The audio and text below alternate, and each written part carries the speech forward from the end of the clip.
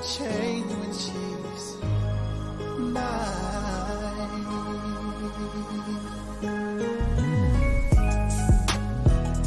It's like she don't want love, she just can't accept love, cause I'm having with love. That's keeping her from love, maybe an ex-lover, or could be a father. I don't know, all I can tell how she relates to me. But I would give all of my heart if she would just believe.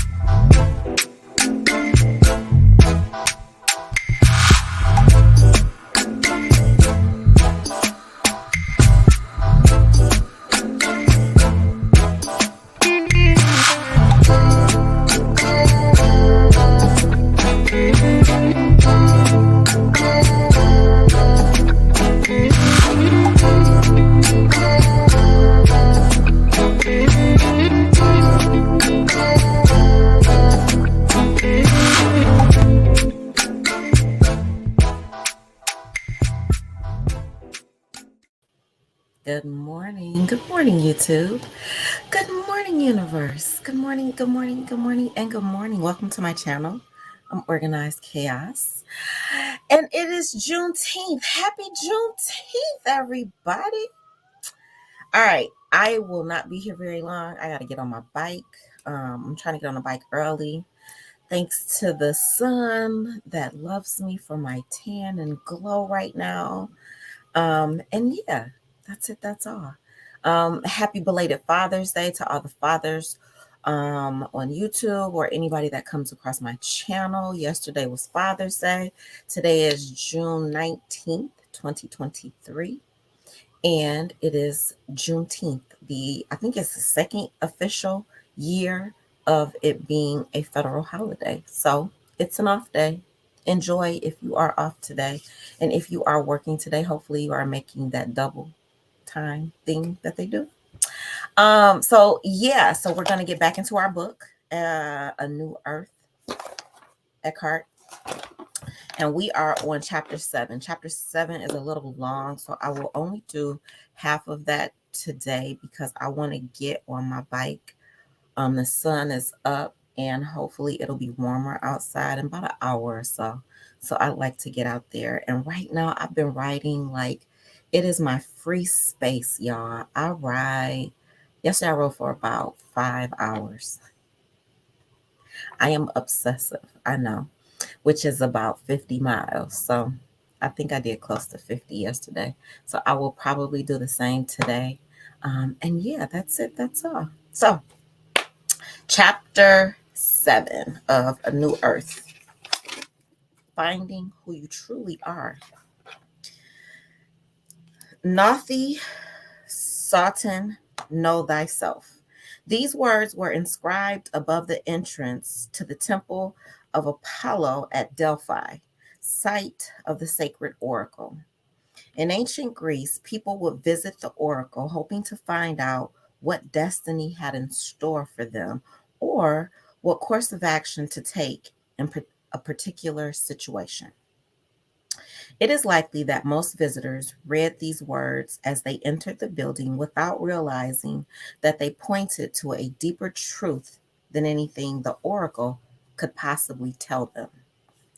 They may not have realized either that no matter how great a revelation or how accurate the information they received, it will ultimately prove to be of no avail, would not save them from further unhappiness and self created suffering if they fail to find the truth that is concealed in the injunction, know thyself. What those words imply is this: before you ask any other question, first ask the most fundamental question of your life: who am I? Unconscious people, and many remain unconscious, trapped in their egos throughout their lives, will quickly tell you who they are: their name, their occupation, their personal history, the shape or state of their body, and whatever else they identify with. Others may appear to be more evolved because they think of themselves as an immortal soul or divine spirit. But do they really know themselves, or have they just added some spiritual sounding concepts to the content of their mind? Knowing yourself goes far deeper than the adaptation or the adoption of a set of ideas or beliefs. Spiritual ideas and beliefs may at best be helpful pointers, but in themselves, they rarely have the power to dislodge the more firmly established core concepts of who you think you are, which are part of the conditioning of the human mind. Knowing yourself deeply has nothing to do with whatever ideas are floating around in your mind. Knowing yourself is to be rooted in being instead of lost in your mind. Who you think you are. Your sense of who you are determines what you perceive as your needs and what matters to you in life.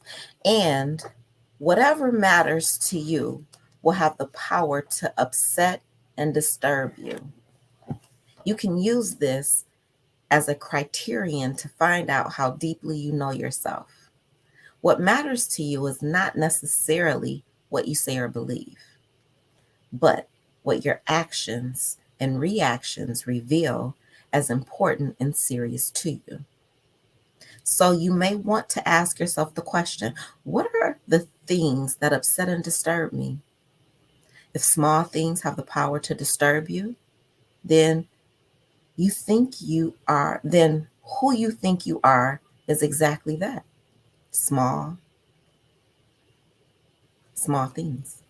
Ultimately, all things are small things. All things. All of the things are small things.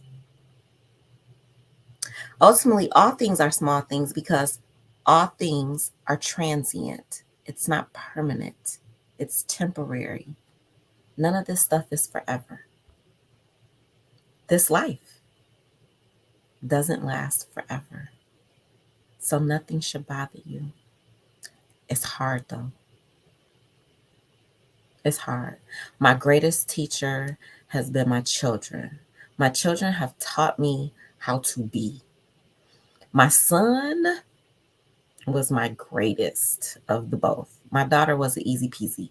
My son, trying to make sure I keep a relationship with my son was the most challenging as he transitioned into his manhood, 18, grown. That was hard. It was very challenging to just be and to just trust that I did my job raising my son, and I had to let him be the version of man that he thought he was. That's hard, right? Like, cause like can't really control your children.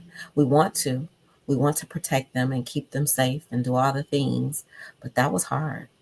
It took a lot of work, and I'm still working on it. There's no end to the work. None. You might say, I know I am an immortal spirit. I am tired of this mad world, and peace is all I want, until the phone rings. Bad news. The stock market has collapsed. The deal may fall through. The car has been stolen. Your mother in law has arrived. The trip is canceled. The contract has been broken. Your partner doesn't see you as much as you'd like them to. They demanded more money. They say it's your fault. Suddenly, there is a surge of anger, of anxiety. A harshness comes into your voice. I can't take any more of this. You accuse, blame, attack, defend, or justify yourself, and it's all happening on autopilot. Something is obviously much more important to you now than the inner peace that a moment ago you said was all you wanted.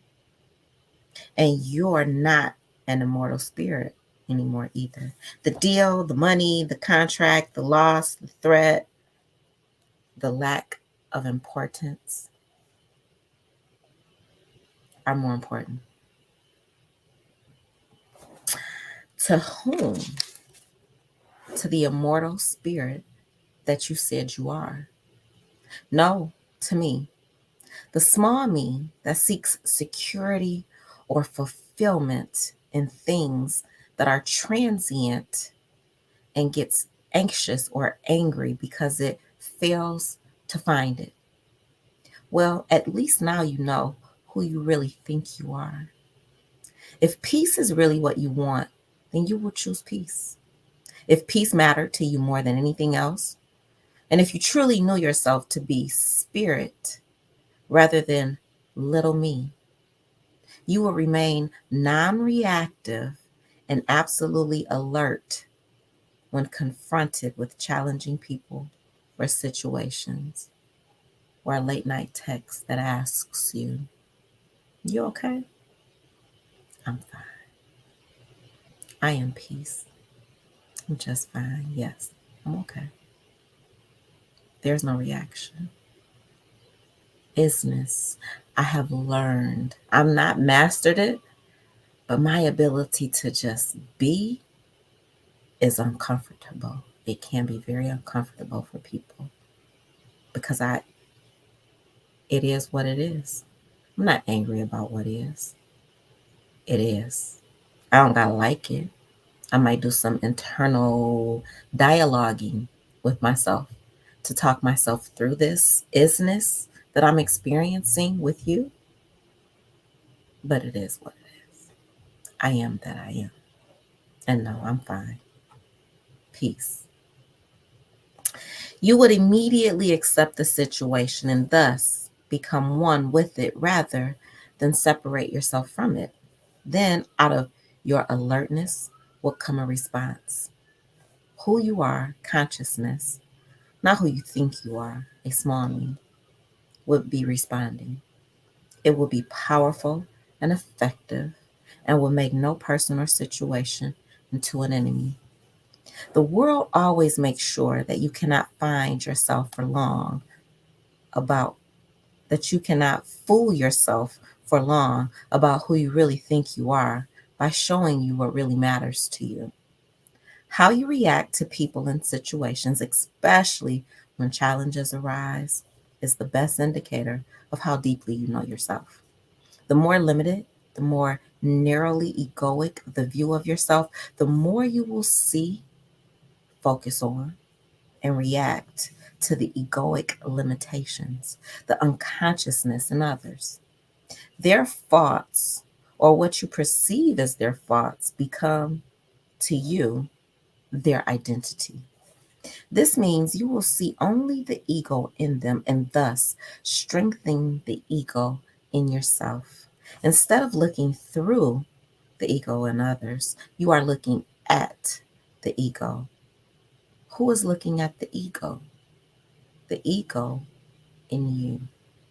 Very unconscious people experience their own ego through its reflection in others. When you realize that what you react to in others is also in you, and sometimes only in you, because you attract yourself. You begin to become aware of your own ego.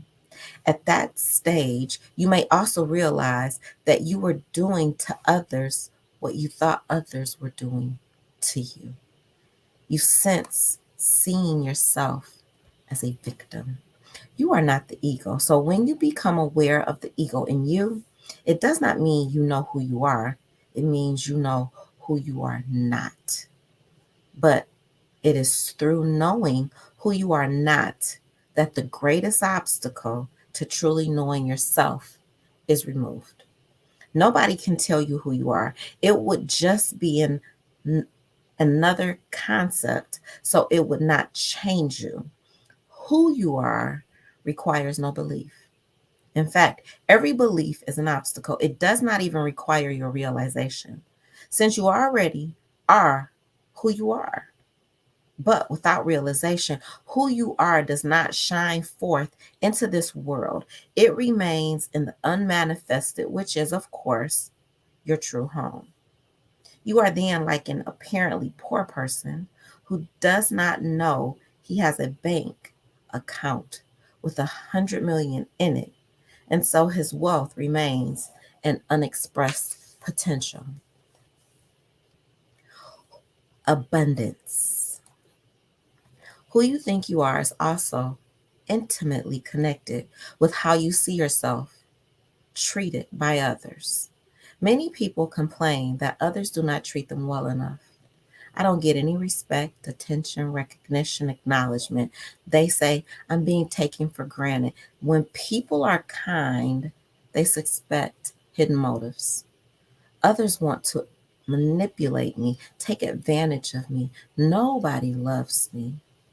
Who they think they are is this: I am a needy little me whose needs are not being met. This basic misperception of who they are creates dysfunction in all their relationships. They believe they have nothing to give and that the world or other people are withholding from them what they need. Their entire reality is based on an illusory sense of who they are. It sabotages situations, mars all relationships. If the thought of lack, whether it be money, recognition, or love, has become part of who you think you are, you will always experience lack. Rather than acknowledge the good that is already in your life, all you see is lack. Acknowledging the good that is already in your life is the foundation for all abundance. The fact is, whatever you think the world is withholding from you, you are withholding from the world. You are withholding it because deep down you think you are small and that you have nothing to give. Try this for a couple of weeks and see how it changes your reality. Whatever you think people are withholding from you, praise, appreciation, assistance, loving care, whatever it is, give it away. Give them the things that you believe are being withheld from you. You don't have it, just act as if you had it, and it will come. It will manifest itself. The mind will create it. Then, soon after you start giving, you will start receiving. You cannot receive what you don't give. Outflow determines inflow. Whatever you think the world is withholding from you, you already have. But unless you allow it to flow out, you won't even know that you have it. This includes abundance. The law that outflow determines inflow is expressed by Jesus in this powerful image. Give, and it will be given to you. Good measure, pressed down, shaken together, running over, will be put into your lap. It was a song I used to sing when I went to church. Give and he'll give it back to you. Pressed down, shaken together, rolling over.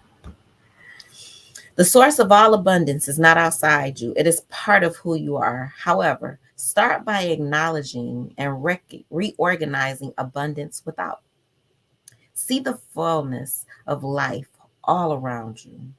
The warmth of the sun on your skin. Y'all, the sun loves my skin. Well, it did burn my legs. Like my legs hadn't been exposed to the sun. So my first week on my bike, the sun was like, girl, we here. And my legs was like, girl, we not ready. So they was a little burnt, a little burnt. And my shoulders got a little burnt too last week, but we're good now. We're good. The warmth of the sun on your skin, the display of magnificent flowers outside a florist shop, being biting into a succulent fruit, or getting soaked in an abundance of water falling from the sky. The fullness of life is there at every step. The acknowledgement of that abundance that is all around you awakens the dormant abundance within.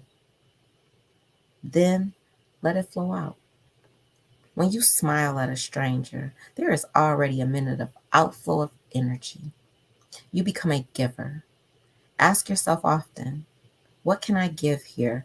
How can I be of service to this person, this situation? You don't need to own anything to feel abundant.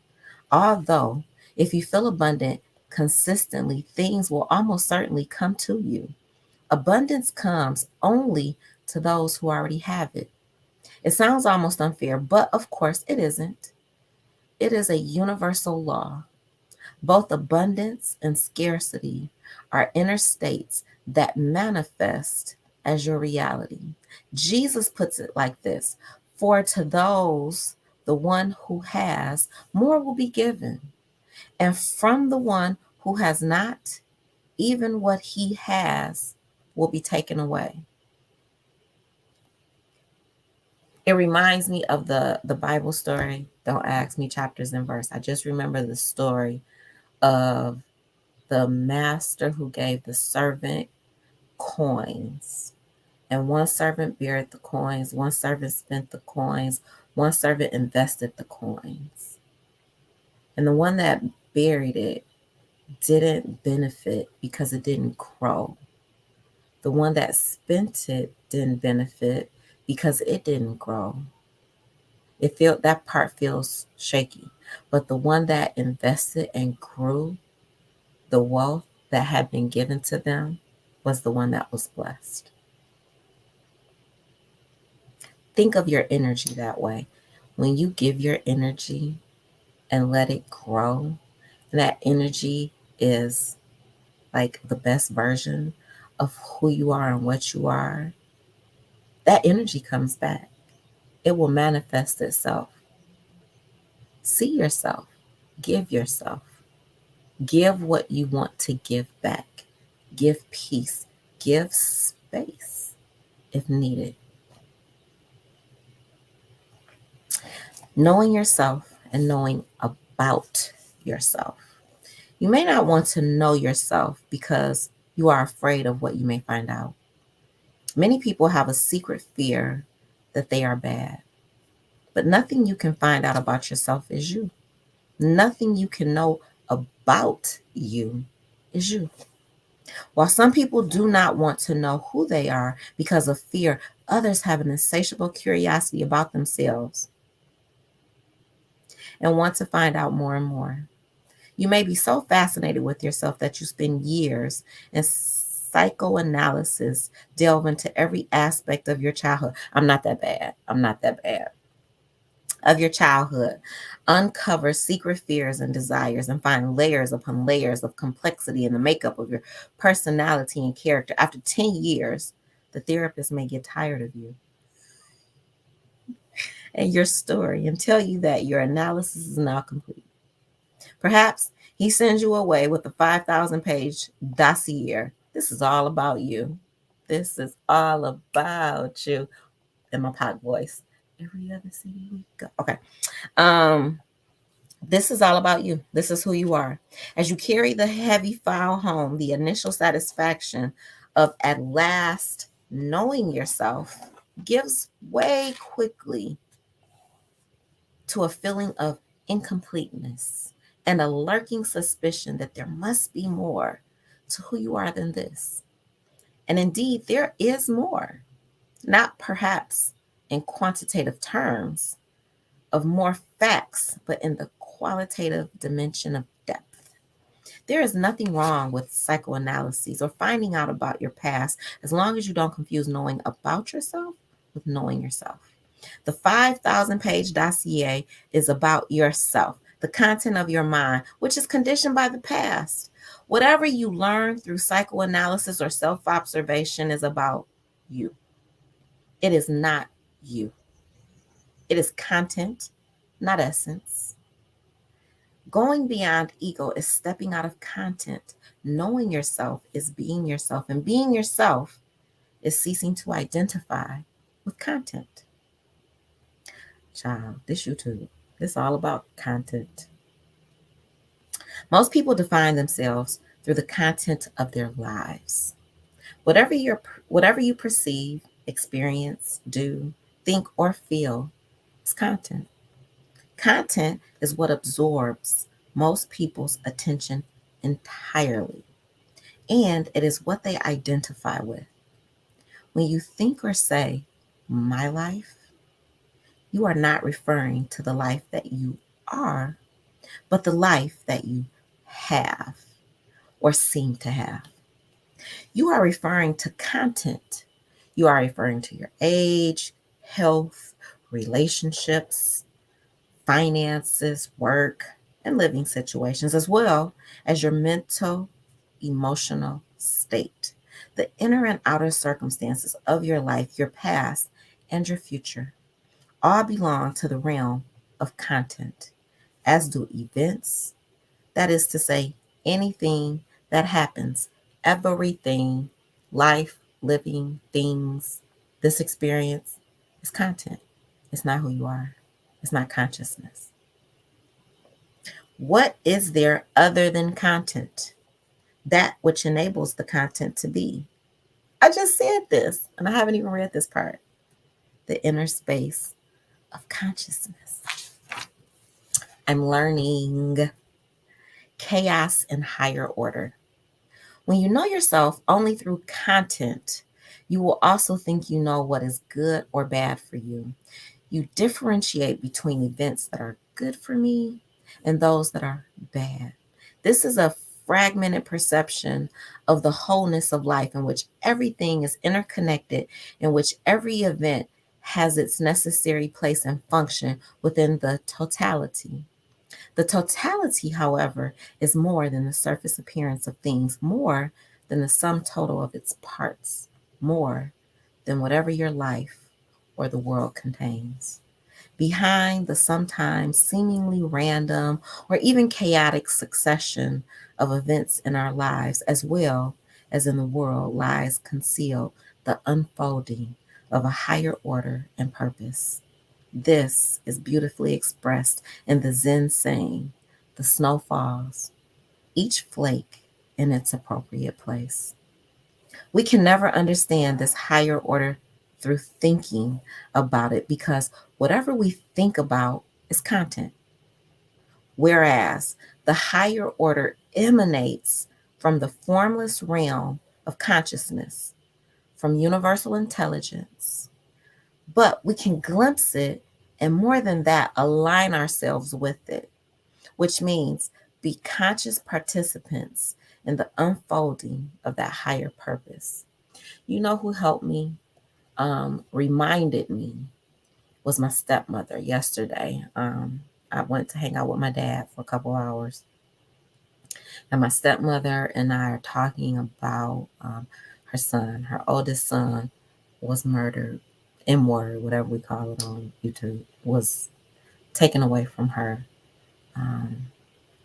It's been a while now, but I can remember it like clearly, and like what she went through, her experience. And she kind of shared like the work that she had to do. It took her 2 years to do work to release that hurt, that pain that had consumed her at the loss of her baby, her firstborn. And her journey through that back into consciousness. She was unconscious for 2 years. It happens to, like, she is the sweetest, most lovingest person that I literally know in my life. Literally. And the work that she spoke of, like, It brought tears to my eyes yesterday. Like, I can't imagine, and I don't want to.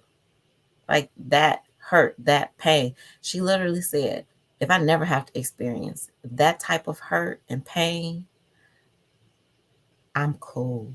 Because that, her journey through that, and I've had loss, I've had experiences, nothing that traumatic, but we all have certain traumas, we all have triggers, we all have things that we've had to push ourselves through, and hopefully we all made it through. Some people are still living in their trauma though, and their trauma defines who they are.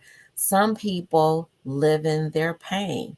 My dad has a daughter, she's my sister, but she's not my mom's daughter. um, and she triggers him. And he, I believe, feels some type of responsibility to put himself through her triggers because of whatever he felt like he didn't give her growing up. And he can only be who he is. Parents, you are human beings. You can only be for your children what you are, what you have. All of us are going to fail our children in some way, shape, or form. We just all are, the best of us, the worst of us. Whoever you are, you can only show up in your children's life as you are. And they will always want something that you didn't give them. They will always see something in someone else's relationship, a friendship that they have, that their parents do this and you don't do this, or their mom does this, or their dad does this and you don't do this thing. That's just what kids do. That's just their lived experience. I did it to my mom unconsciously. And now that I'm a grown up and I have children, I'm like, she can only be who she was. She can only give me what she gave me. And then my experience with my brother lets me know, well, she gave you everything she could, and he wished he could have got more from her that she gave me that he didn't get. Like, so there's gonna always be something missing. You can have kids in the same home with the same parents, and they will have different lived experiences from their parents. Forgive yourself, parents. You have to. You can only give what you are and what you have in that moment. And as you grow and mature, each child will get some different version of you. And that's okay. When we go into a forest that has not been interfered with by man, our thinking mind will see only disorder and chaos all around us. It won't even be able to differentiate between life, which is good, and death, bad. I don't believe in good and bad anymore either. Since everywhere new life grows out of rotting and decaying matter, only if we are still enough inside and the noise of thinking subsides can we become aware that there is a hidden harmony here, a sacredness, a higher order in which everything, everything has its perfect place and could not be other than what it is and the way that it is. When you get to that space, when you wake up every day and realize everything is happening exactly the way that it is supposed to, the things that I consider to be good, the things that I consider to be not good or bad, all of those things are happening exactly the way that they're supposed to. The things that I feel like I'm missing, whatever I'm going through physically, it is happening exactly the way that it is supposed to. You will be able to just exist and to be, and you will uncomplicate so many things in your life. The mind is more comfortable in a landscaped park because it has been planned through thought. It has not grown organically. There is an order here that the mind can understand. And we like to put stuff in order. We're human beings. We like to create order around life. Guilty. In the forest, there is an incomprehensible order that to the mind looks like chaos. It is beyond the mental categories of good and bad. You cannot understand it through thought, but you can sense it when you let go of thought. Become still and alert And don't try to understand or explain. This is my greatest test right now. My my renewed relationship is forcing me to just be. Figure it out. And don't try to explain anything. There's no more explanations needed. We're good. Only then can you be aware of the sacredness of the forest. Because it's a mess. But it's not. It is. It's exactly the way that it is supposed to be. As soon as you sense that hidden harmony, that sacredness, you realize you are not separate from it. And when you realize that, you become a conscious participant in it. In this way, nature can help you become realigned with the wholeness of life, good and bad. I went to a conference this weekend. It's an ongoing conference that I've been attending since January. And so they give us prompts that we talk about as, in a group. And I had a group of 3 people. And so when it came, like, we were answering a question about a video we had just watched. And it was kind of like about being. And we had 7 different groups. 3 people were in each group. About 21 people at our conference this weekend. And so I'm the 3rd person in my group, and I spoke last because I'm taking notes as the other 2 are speaking. And I really haven't like clearly identified like all of my thoughts yet thus far. So I just want to make sure that yeah, I know how to touch my mic on. That what I'm thinking about and how I'm going to answer this question about, because I keep seeing these words good and bad, and they're bothering me. Like literally the words good and bad in this question prompt that we have are getting on my nerves because I know there is no good and bad in the world. It is. The world just is. And everything that happens in the world is supposed to happen. And when we put labels on stuff, it makes us feel a way. Well, I don't want to be a bad person. Well, you're not. You're just a person. You're a human being. Just be conscious. You won't have to be good or bad. Just be. Be who you were created to be. And once you can just be who you were created to be, you will settle down. Your spirit will settle down. Your soul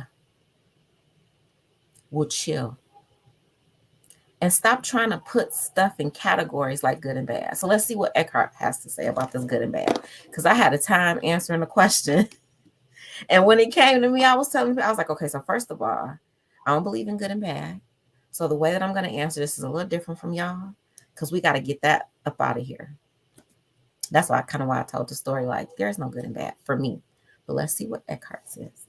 At some point in their lives, most people become aware that there is not only birth, growth, success, good health, pleasure, and winning, but also loss, failure, sickness, old age, decay, pain, and death. Conventionally, these are labeled good and bad, order and disorder. The meaning of people's lives is usually associated with what they term good. No, it's not, because all y'all ain't good. And all y'all ain't bad. Y'all just are.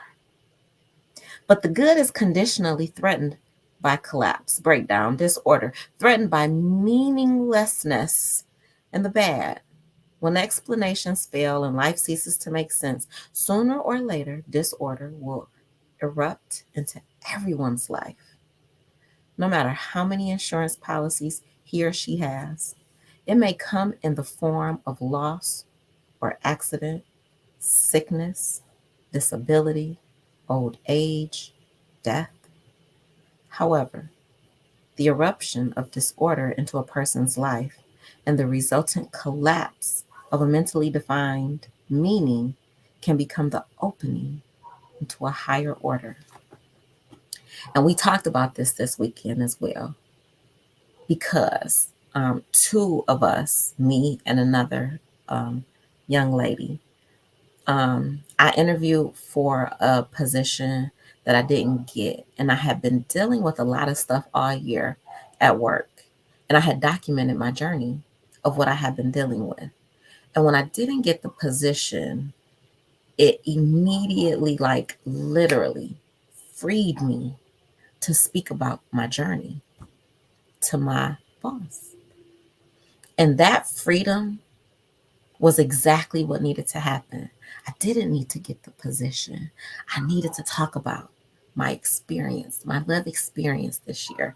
I needed to share what happened to me this year at work. I needed to give some facts. I needed to have data, and I needed to share the data. I had the data. I collected the data all year. I had clear examples of what went on. And I made it through what went on. And I didn't take it personally because I had to just be all year. I was in a new space, a new position.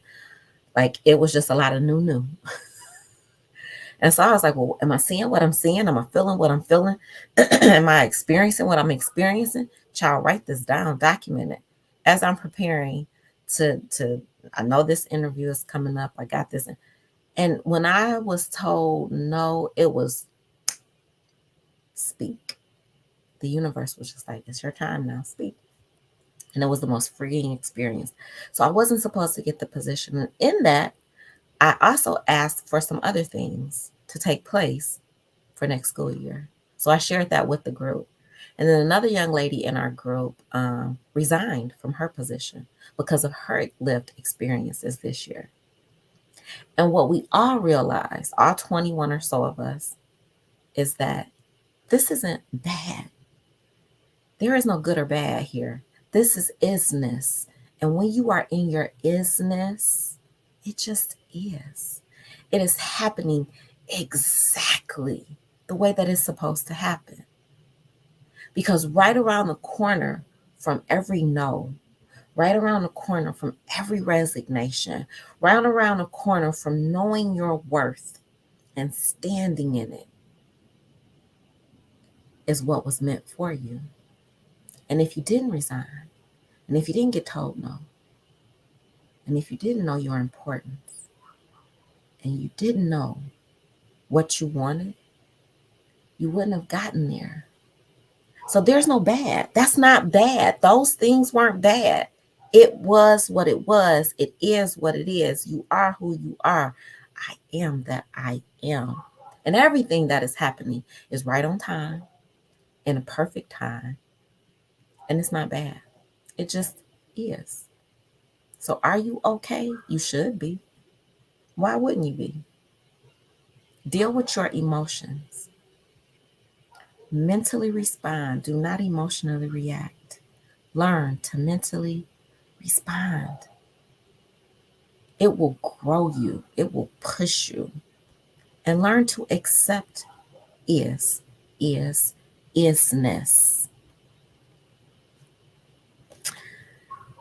However, the eruption of disorder into a person's life and the resultant collapse of a mentally defined meaning can become the opening into a higher order.